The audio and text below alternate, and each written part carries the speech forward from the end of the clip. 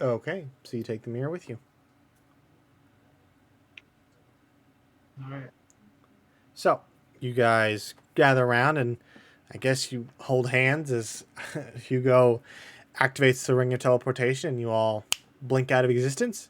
Where in Black Core are you looking to go? The main gates, just a section of the city, the top. Where would you like to go?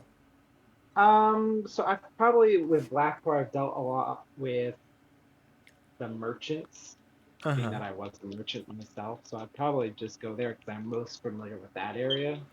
Okay, the Mercantile District. Oh, sorry. Yeah. How Ah, familiar well. is he with it? Oh, I'd say it's familiar enough that it doesn't incur any penalties. Okay. He still Because, has to roll a D100 though. oh, true, roll a d100 and let me open up. Let me open up Ring of Teleportation. He has to It's get between 53. yeah. 53. Yeah. 53? And Yeah. you said he's casually seen it or he's very familiar? Uh, Hugo, give me an intelligence check to see how familiar you are with it.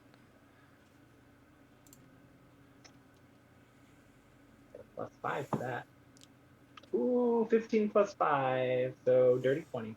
30, 20. I'll say you're very familiar. I'll say you would, every time Dextros would dock, you would go down and actually be in part of the city.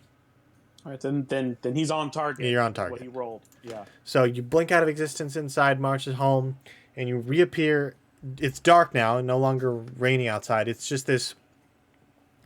I'll say you appear in the city streets or an alleyway if you'd like, something a little inconspicuous, so you don't immediately just teleport into a main thoroughfare and Yeah, we people. don't Dr. Manhattan our way into town. I mean, that would be hilarious, but Yeah. yeah, But you no. appear. It's dark. It's underground, so. And I'll say the time difference. It would probably be later in the day here, because you're on a completely different continent on the other side of the world. So it's about, yeah. I'll say it was morning when you left Marge's home. Here it's about almost nightfall. Okay. Interesting.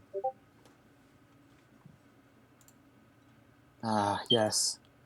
Time to take on a new personality. I'll do a little spin and twirl. And my clothes will turn into that of like a very, very wealthy looking individual. And my face will shift and I will look like a very pompous high elf.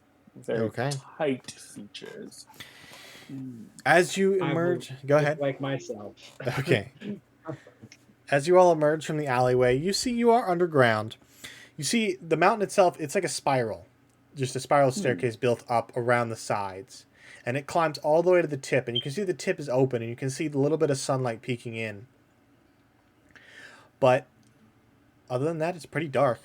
And it's pretty not it's built more open than more dwarven cities, which are kind of built on top of each other. The center of the city is just open and hollow, and you can see from one end to the other clearly. And I'll say the Mercantile District is about halfway up. So you can kind of see, if you walk to the edge, you can see down or up in any direction. It's not as high as Dextros, but it is still pretty high.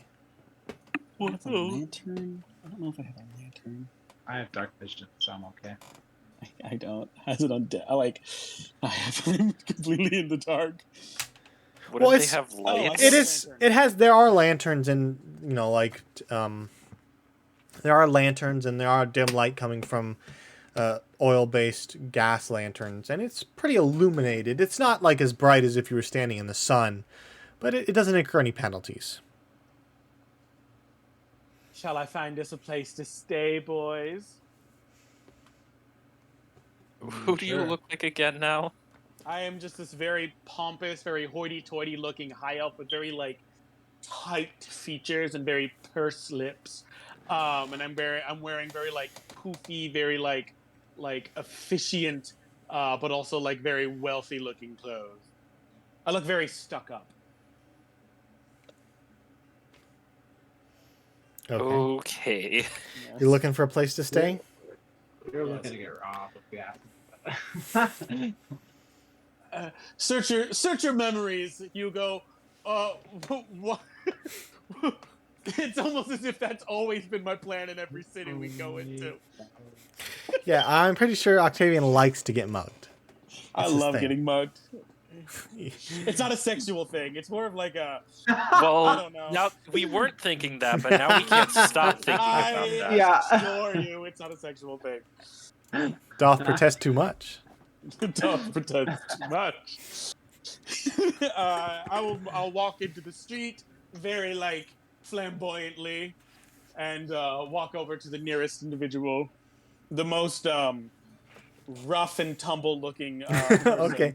You see a dwarven woman holding a baby in one arm, a broom in the other, just sweeping and whistling to herself as children run around her. Excuse me, madam. She kind of like looks up and like gets a little startled seeing someone because you're in the mercantile district, so there are affluent people, but someone like you, especially an elf in a dwarven city, not as common. And she's like a little taken aback, and she goes, "Oh." She immediately pulls a sword out of her broom. Yeah. No. She stops sweeping and she sets the child down, and the little girl runs off. She's like, "Oh, what can I help you with?" Oh, yes, I'm so sorry to have gotten in the way of what you were doing, but I was wondering if you could point me in the direction of one of the more finer establishments in this town where I could... We're looking for an inn. Yes, an inn of sorts, or a tavern. She kind of sees your ragtag group of Sphere, Hugo, Mars. And she's like, Hugo is covered in like oil. She's like, Mars may be wearing like a pin showing that he's the leader of a sect of religion, but his robes are probably a little disheveled. She goes, "Oh, if you're looking for a place to stay, I suppose there's the Jeweled Mine. It's a nice little tavern up on the upper portions of the city." Oh, the Jeweled Mine. How marvelous. Yes, it does sound quite nice. Thank you so much. I'll place a gold coin in her hand. She kind of like, she claps her hand over yours and says, "Oh, thank you." What's your passive perception? My passive perception is a 14. Okay, what is everybody's passive perception? 14. Mine is passive perception 18. 18? Okay.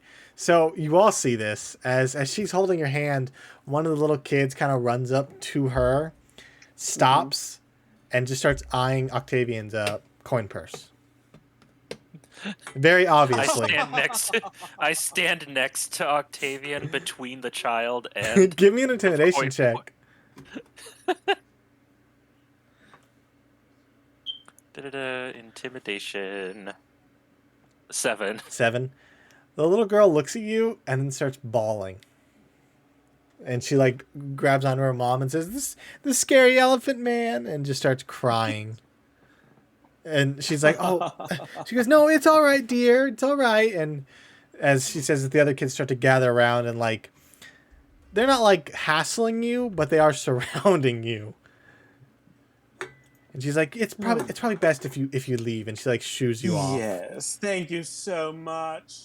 I check to make sure Octavian's coin purse is still there. It's still there. Are all of our coin purses still there? Yes, all of your coin purses are still there.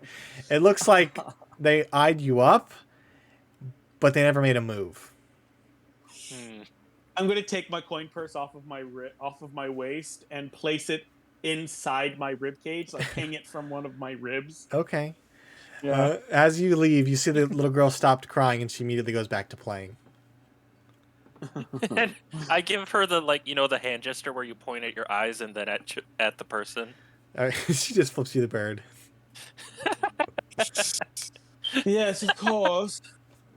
But you ever seen Legend of Korra when that happens? Yes, with what is it, Sergeant or Lee May, or no, what's her name? It's Toph's daughter. Yeah, Toph's daughter. Yeah, and then Mars does that face. Yeah.